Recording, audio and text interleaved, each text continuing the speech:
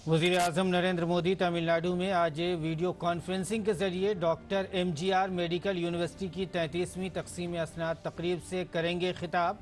तकरीब में 17,500 से ज़ायद तलबा को डिग्रियां और डिप्लोमा की जाएंगी तकसीम।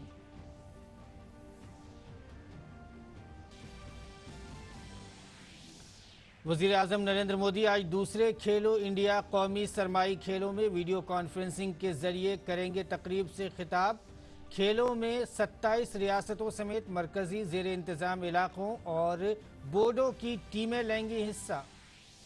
फाइनेंशियल एक्शन टास्क फोर्स की पेरिस में मुनक़िदा मीटिंग में पाकिस्तान को रखा गया ग्रे लिस्ट में। ममनुआ दहशत गर्दों पर जून तक माली तहदीदात आयद करने की दी हिदायत। बरतानिया की अदालत ने हीरा व्यापारी नीरव मोदी को भारत के हवाले कर देने की दी हिदायत। पंजाब नेशनल बैंक को धोखाधड़ी के सबूत पाए जाने पर बरतानिया की अदालत ने जाहिर किया इत्मीनान।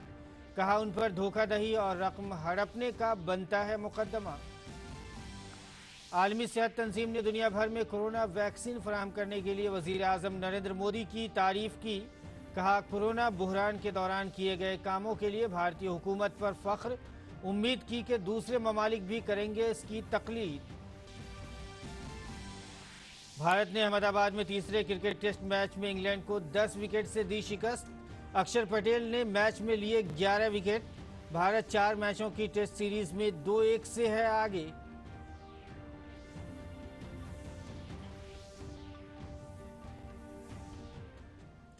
नाजरीन आदाब, उर्दू खबरनामे में आपका खैर मकदम है। मैं हूं आपके साथ मसरूर फैज़ी और आइए अब खबरों पर तफसील के साथ नज़र डालते हैं। वज़ीर आज़म नरेंद्र मोदी तमिलनाडु में आज वीडियो कॉन्फ्रेंसिंग के जरिए डॉक्टर एमजीआर मेडिकल यूनिवर्सिटी की 33वीं तकसीम असनाद तकरीब से खिताब करेंगे।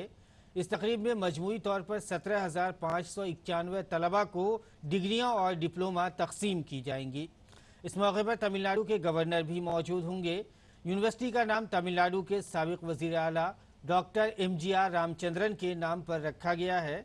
इस यूनिवर्सिटी के साथ कुल 686 वाबस्ता इंस्टीट्यूट हैं, जिनमें तिब, दंदान साजी, फार्मेसी, नर्सिंग, आयुष, फिजियोथेरापी, पेशावराना थेरापी और मुतालिका हेल्थ साइंस से मुतालिक मज़ामीन शामिल हैं। इन इदारों में जिनमें 41 medical colleges, 19 dental college, 48 AYUSH college, 199 nursing college, 81 pharmacy college और बाकी खुसूसी post doctorate medical and allied health institute शामिल हैं, जो पूरे तमिलनाडु में फैले हुए हैं।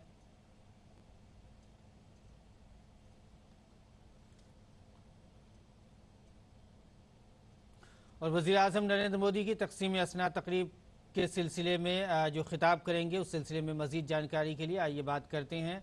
हमारे नुमाइंदे सुधाकर दास हमसे जुड़ रहे हैं। सुधाकर, एक बार फिर वज़ीर आज़म नरेंद्र मोदी नौजवानों से खिताब करेंगे। वज़ीर आज़म का ये खिताब एक बड़ी तादाद, चूँकि 591 तलबा को, जो इसमें 17,591 तलबा को डिग्रियाँ दी जानी है और बहुत बड़ी यूनिवर्सिटी डॉक्टर एमजीआर यूनिवर्सिटी की अगर हम बात करें तो तमिलनाडु की, तो इसमें एक बड़ी तादाद जो होगी नौजवानों की, उससे आज फिर वज़ीर आज़म का खिताब होगा। क्या अहम मौज़ूआत होंगे और वज़ीर आज़म के खिताब से तलबा का हौसला कितना बढ़ेगा? जी बिल्कुल, देखिए मशहूर और प्रधानमंत्री मोदी के शब्दों में ही अगर कहा जाए तो जिस देश के युवा सोचते हैं, कुछ करने में यकीन रखते हैं और उस देश का भविष्य सुरक्षित रहता है, तो उस लिहाज से देखें तो प्रधानमंत्री की कोशिश रहती है कि लगातार युवाओं के साथ संवाद रखा जाए, उनसे बातचीत की जाए, उनका हौसला बढ़ाया जाए, उनको प्रेरित किया जाए और उसके जरिए जो नए भारत के निर्माण का, जिस आत्मनिर्भर भारत के निर्माण का सपना उन्होंने समझोया है, उस सपने को पूरा किया जाए। तो उस पूरे लिहाज से ये संवाद बहुत अहम हो जाता है। और खास तौर से आपने भी जिक्र किया, ये एमजीआर मेडिकल यूनिवर्सिटी खास तौर से 500-600 जो इंस्टीट्यूशंस है, न सिर्फ जो डॉक्टर्स तैयार करते हैं बल्कि पैरामेडिक्स, नर्सेस और अन्य तरीके के हेल्थ केयर प्रोफेशनल्स तैयार करते हैं, वो बहुत बहुत ही महत्वपूर्ण है। और मोदी सरकार का बीते 5-6 वर्षों में जो स्वास्थ्य को लेकर फोकस रहा है और आने वाले समय में भी एक जो कमिटमेंट सरकार ने दिखाया, प्रतिबद्धता दिखाई है स्वास्थ्य क्षेत्र को लेकर, उस लिहाज से ये पूरा संबोधन बेहद ही महत्वपूर्ण हो जाता है। मशहूर हम जानते हैं कि इस बार के बजट में एक तरह से हेल्थ सेक्टर के लिए रिकॉर्ड इजाफा किया गया है। 137% की बढ़ोतरी की गई है। कुल जी। 2.25 लाख करोड़ रुपए हेल्थ सेक्टर के लिए होंगे। तो निश्चित तौर पर भारत में स्वास्थ्य के क्षेत्र में जो चुनौतियां हैं, जो बहुत बड़े अवसर हैं, और खासतौर से इस बात को पूरी दुनिया ने बीते वर्ष देखा। भारत ने न सिर्फ प्रभावी तरीके से कोरोना महामारी का मुकाबला किया, बल्कि पूरी दुनिया को भी मदद पहुंचाई। एक वक्त में दवाओं के जरिए, बल्कि अब वैक्सीन के जरिए भारत मदद पहुंचा रहा है। तो भारत पर जो ये भरोसा दुनिया का बढ़ा है, उस भरोसे को और कैसे पुख्ता और मजबूत किया जा सकता है, इन तमाम चीजों को लेकर प्रधानमंत्री संवाद कर सकते हैं। तो इस लिहाज से कह सकते हैं आज का ये पूरा संबोधन बेहद ही अहम होने वाला है।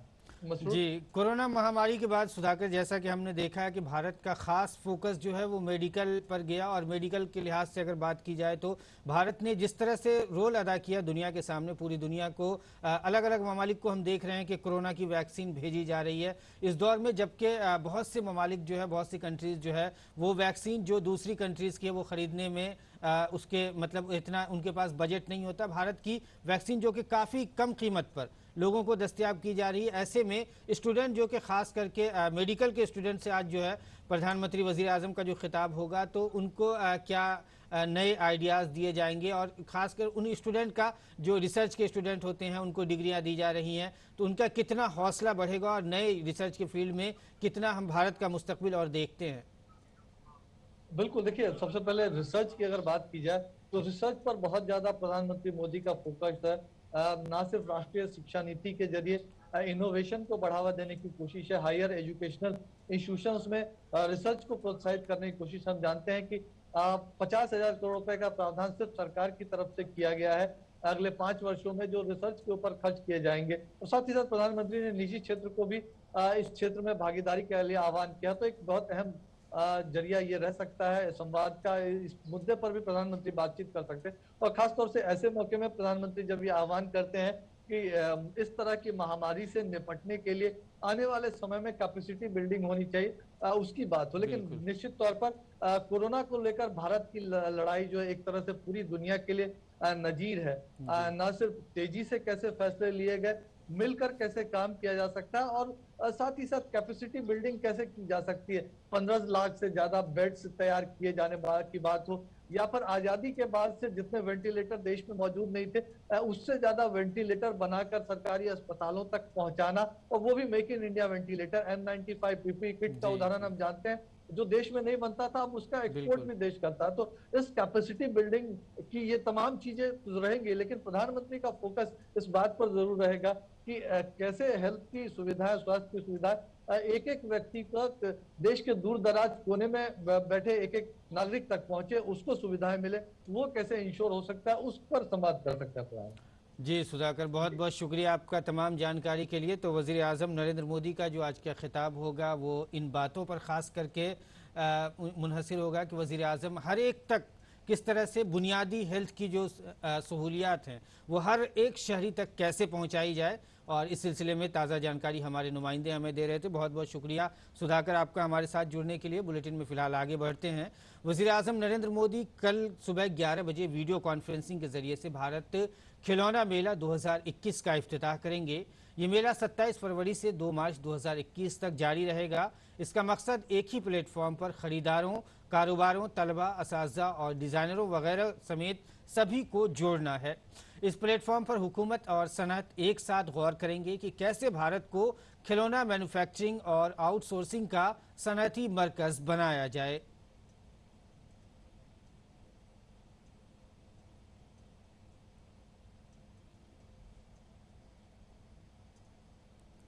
वज़ीर आज़म नरेंद्र मोदी आज दूसरे खेलो इंडिया कौमी सरमाई खेलों में वीडियो कॉन्फ्रेंसिंग के जरिए इफ्तिताही तकरीब से खिताब करेंगे।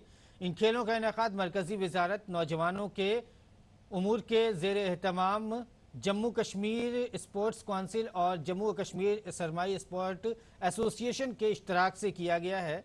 खेल सरगर्मियों में alpine skiing, nordic ski, snowboarding, कोह पैमाई, ice hockey, ice skating, ice stock वगैरह शामिल होंगे। 27 रियासतों, मरकजी इलाकों और बोर्डों ने अपनी टीमें इन खेलों में शिरकत के लिए भेजी हैं।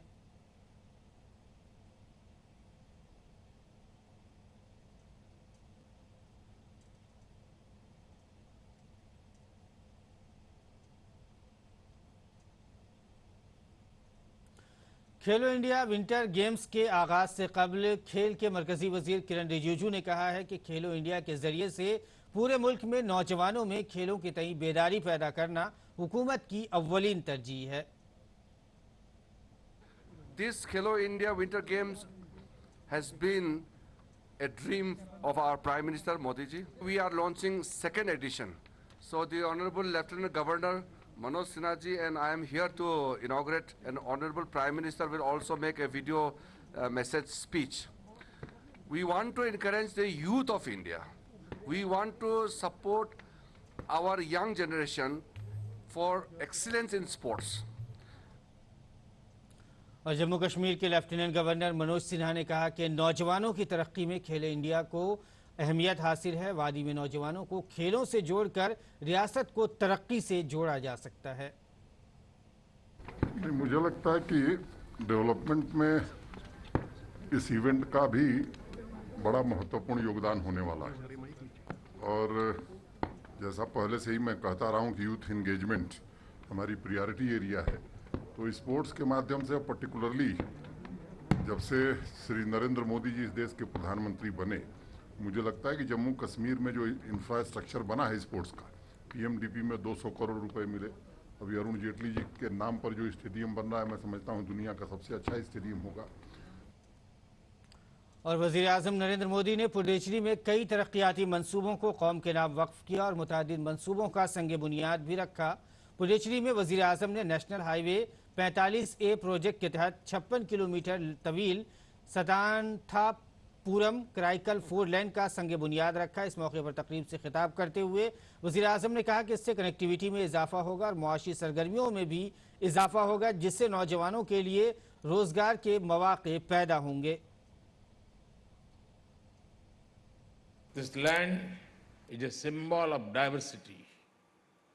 People speak different languages, practices different faiths, but live as one.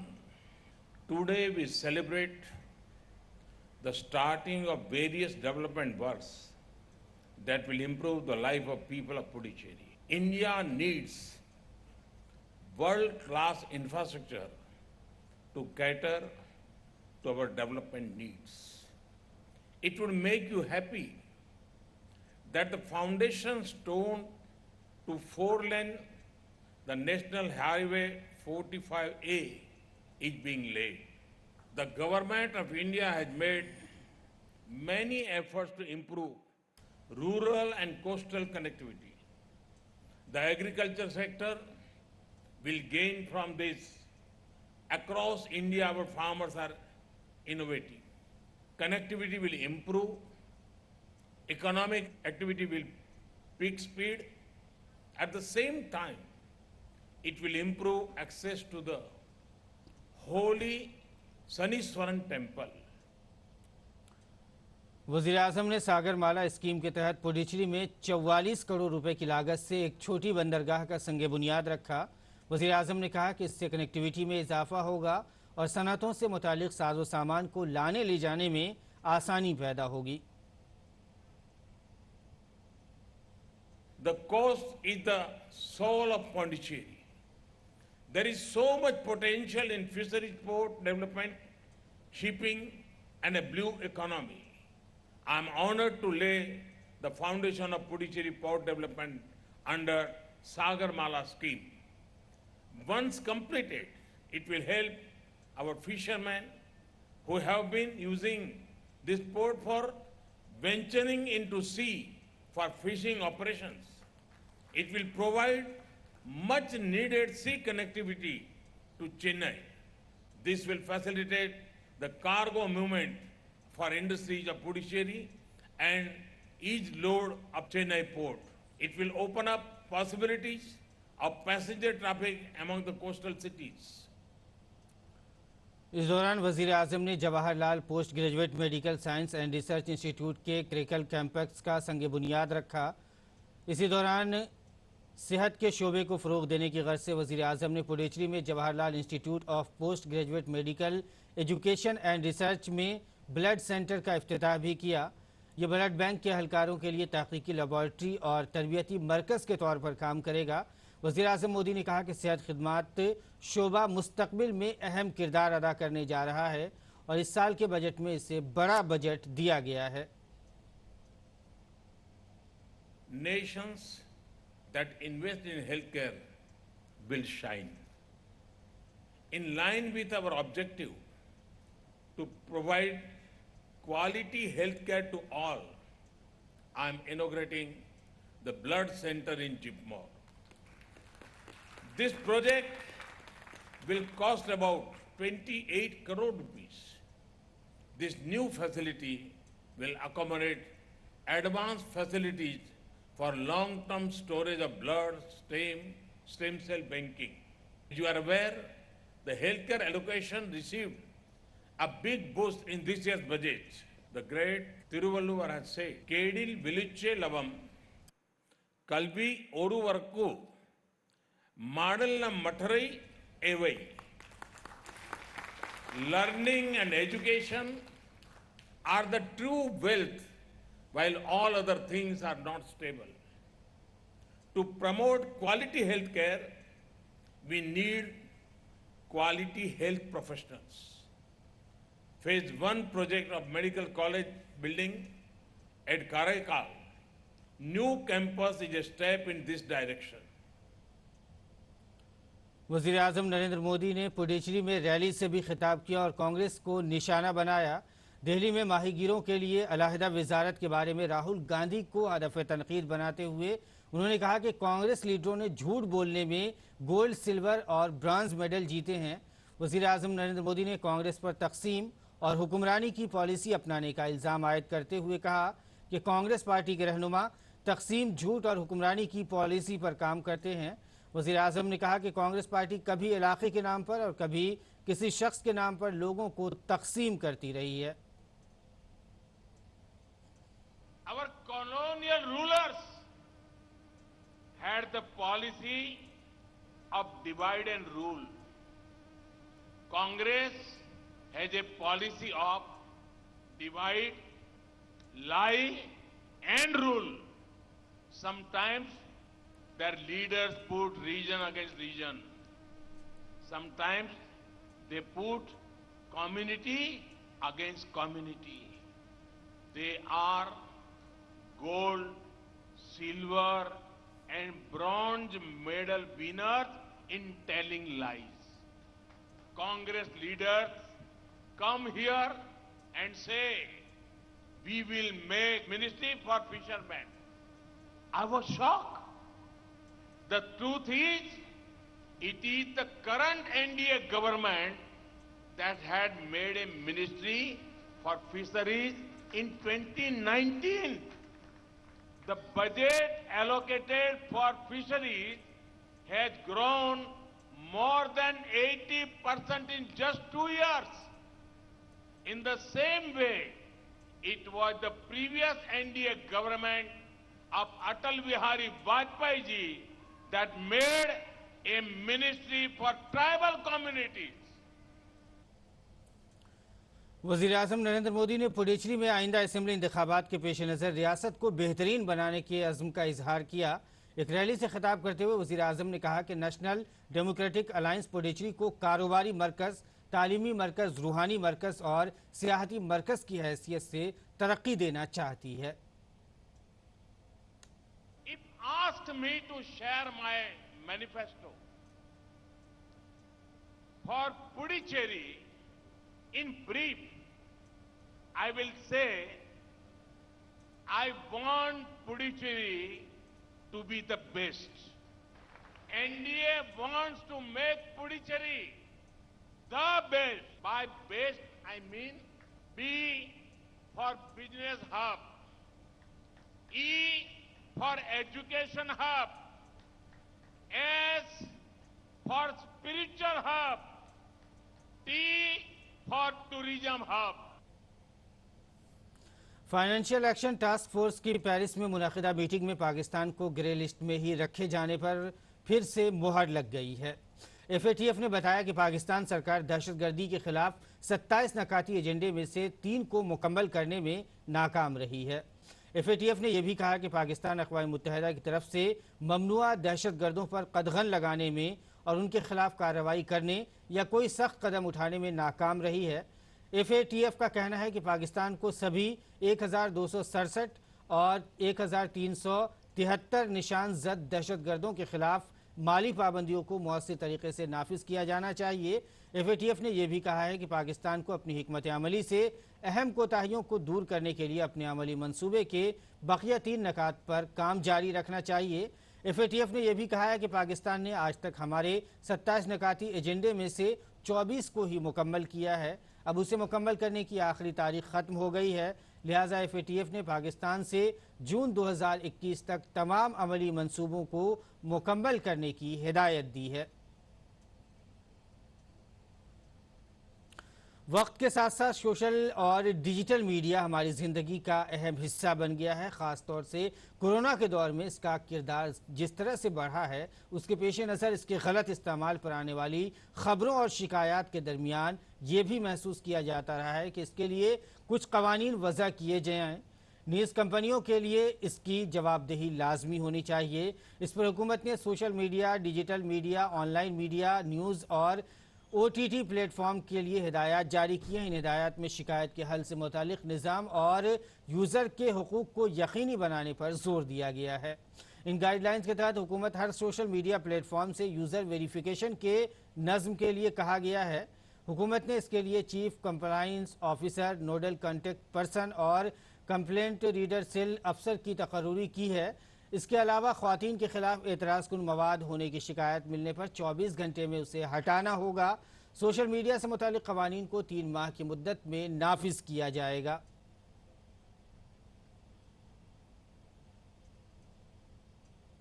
Punjab national bank घोटाला के कलीदी मुलजिम और हीरों के ताजिर नीरव मोदी की भारत को हवाला न करने की दरख्वास्त को लंदन की अदालत ने मुस्तरद कर दिया। अदालत ने उनकी भारत हवालगी के लिए इजाज़त दे दी है। लंदन में वेस्टमिंस्टर कोर्ट ने कहा है कि नीरव मोदी को भारत में जवाब देने के लिए बहुत सारे सवालात हैं। अदालत ने यह भी माना कि नीरव मोदी ने सबूत मिटाने और गवाहों को धमकाने की साजिश भी की है। नीज़ अदालत ने नीरव मोदी को उस फैसले के खिलाफ अपील करने की इजाज़त दे दी है।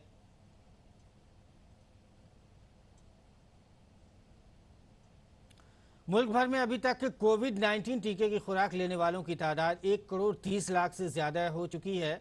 अब तक 84 लाख से ज़्यादा तिब्बी शोबे से जुड़े कारकुनान, जबकि 46 लाख से ज़्यादा फ्रंटलाइन वर्कर्स को टीका लगाया जा चुका है। मुल्क में एक्टिव कोरोना मामलात की तादाद 1,51,708 हो गई है, जिनमें एक्टिव मामले 1.37% हैं। 24 घंटों के दौरान 16,738 नए मामले सामने आए हैं। महाराष्ट्र, केरला, पंजाब, मध्य प्रदेश, तमिलनाडु, गुजरात और छत्तीसगढ़ में रोज़ाना नए मामलात में रिकॉर्ड इजाफा दर्ज किया गया है। दूसरी तरफ कोरोना महाराष्ट्र में अपने उरूज पर है। अब ज़िला वाशिम के एक स्कूल के हॉस्टल में 229 तलबा कोरोना पॉजिटिव पाए गए हैं।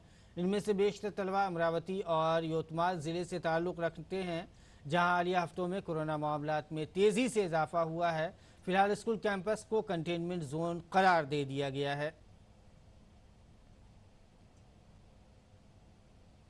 आलमी अदारा सेहत ने दुनिया भर में कोरोना वैक्सीन फराहम करने पर वज़ीर आज़म नरेंद्र मोदी की सताइश की है। इदारे ने कहा कि इस वबा के दौरान किए गए कामों पर हुकूमत हिंद को फ़ख्र करना चाहिए। डॉक्टर टेड्रोस घेब्रेयेसुस ने वज़ीर आज़म मोदी का कोरोना वायरस के खिलाफ वैक्सीन के गैर जानिबदाराना ताउन पर शुक्रिया अदा किया। उन्होंने कहा कि वैक्सीन के तई आपके अज़्म और वैक्सीन खुराकों की फ्राहमी 60 से ज़्यादा ममालिक की मदद कर रही है। नीज़ इन ममालिक को कोरोना से लड़ने में बहुत मदद मिल रही है। घेब्रेयेसुस का कहना है कि उम्मीद की जाती है कि दूसरे ममालिक भी आपकी मिसाल पर अमल करेंगे।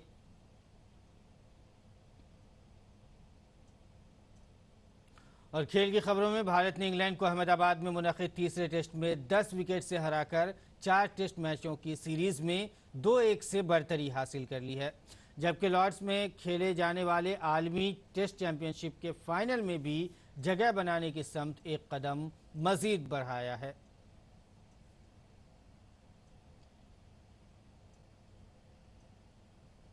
इससे पहले इंग्लैंड ने भारत के सामने जीत के लिए 49 रन का हदफ दिया। इंग्लैंड की टीम दूसरी इनिंग्स में 81 रन पर ऑल आउट हो गई। भारत की तरफ से अक्षर पटेल एक बार फिर से कामयाब रहे। उन्होंने 5 विकेट लिए और मैच में कुल 11 विकेट अपने नाम किए। वहीं आर अश्विन ने एक और कामयाबी हासिल करते हुए अपने टेस्ट कैरियर का 400वां विकेट हासिल किया। और अब पेश है नाज़रीन दिल्ली से शाये उर्दू अखबारात का मुख्तसर जायजा।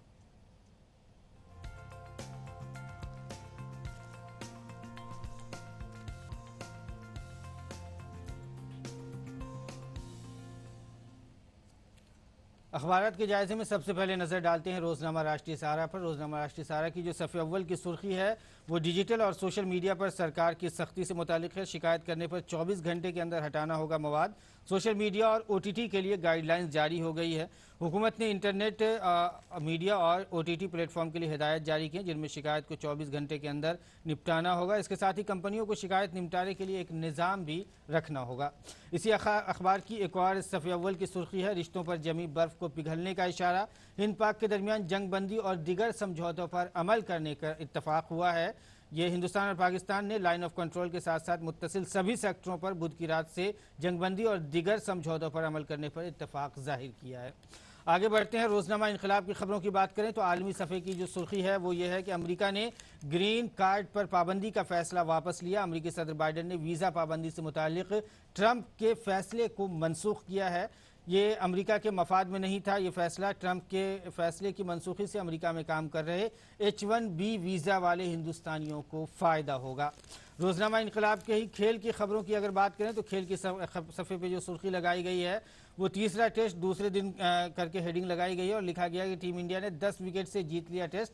पिच पर जो है तीसरे टेस्ट में गेंदबाजों का रहा दबदबा। अक्षर पटेल ने दूसरी इनिंग में भी 5 खिलाड़ियों को वापस भेजा। इंग्लैंड की पूरी टीम दूसरी इनिंग में 81 रन पर सिमट गई। 49 रन के हदफ को हिंदुस्तान ने आसानी से हासिल कर लिया और सीरीज में टीम इंडिया 2-1 से आगे है।